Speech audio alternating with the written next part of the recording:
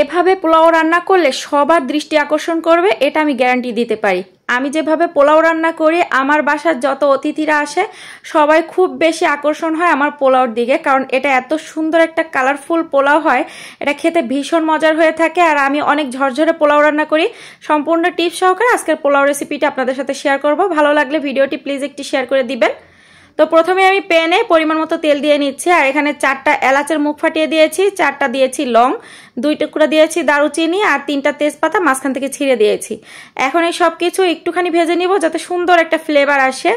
এ পর্যায়ে এখানে 2টা মাঝারি সাইজের পেঁয়াজ কুচি দিয়েছি, আর পেঁয়াজটা ভেজে নিব। তবে পেঁয়াজটা ভেজে বেরেস্তা করে ফেলা যাবে না, কারণ পেঁয়াজ যদি ভেজে বেরেস্তা করে ফেলেন সেক্ষেত্রে পোলাওর কালার কিন্তু ধবধবে সাদা হবে না, এটা লালচে কালার হয়ে যাবে। যখন পেঁয়াজটা নরম হয়ে আসবে এ পর্যায়ে এখানে আমি উঁচু 1 চা চামচ ভর্তি করে দিয়েছি আদা বাটা। পোলাও রান্নার ক্ষেত্রে কখনো আপনারা রসুন বাটা ব্যবহার করবেন না, পোলাওতে আদা বাটাটা ব্যবহার করলে পোলাওর ফ্লেভারটা কিন্তু খুবই ভালো আসে।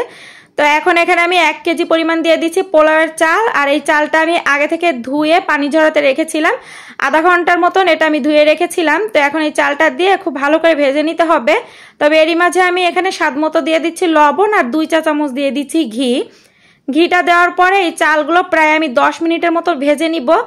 পোলাও চালটা যত ভালো ভাজা হবে পোলাওটা কিন্তু ততটাই ঝরঝরা হয়। তো এরকম ঝরঝরা যখন হয়ে গিয়েছে এ পর্যায়ে এখানে আমি ফুটান্ত গরম পানি দিয়ে দিচ্ছি 2 কেজি। তবে 2 কেজি সম্পূর্ণ দিই নাই, এখানে আমি 1 পোয়া পানি কম দিয়েছি। যতটুকু চাল দিবেন তার ডবল পানি দিবেন, তবে ডবল পানি পুরোপুরি না দিয়ে কিছুটা পানি কম দিবেন। এক্ষেত্রে পোলাও অথবা বিরিয়ানি যাই রান্না করেন না কেন এটা একেবারে পারফেক্ট ঝরঝরা হবে। ছোট 1 টুকরা লেবুর রস সম্পূর্ণ দিয়েছি, আর 1 চা চামচ চিনি দিয়েছি, এতে করে পোলাওটা অনেক বেশি টেস্ট হবে। দেন নেড়ে চেড়ে মিশিয়ে নিয়ে ঢাকনা দিয়ে ঢেকে এটা রান্না করে নিব একটা বলক আসা পর্যন্ত। জাস্ট একটা বলক আসার সাথে সাথে ঢাকনাটা তুলে নিতে হবে। দেন এরকম আরেকটু নেড়ে চেড়ে মিশিয়ে নিচ্ছি, আর উপর থেকে এখন 5 থেকে 6টা দিয়ে দিচ্ছি কাঁচামরিচ।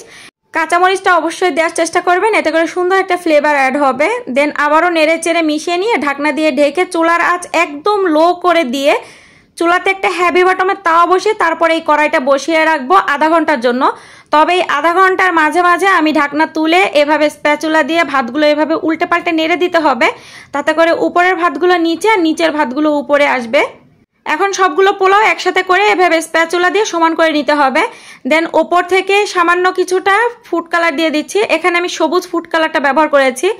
প্রায় মানুষই যারা দেখবেন পোলাওতে কালার ব্যবহার করে থাকে তারা কিন্তু জর্দা রং ব্যবহার করে, আর এটা খুবই কমন একটা কালার। তো এই কালারটা আমার কাছে মোটেও ভালো লাগে না। আমি পোলাওতে সবসময় এই সবুজ ফুড কালারটা ব্যবহার করে থাকি, এতে করে পোলাওর কালারটা খুবই সুন্দর আসে।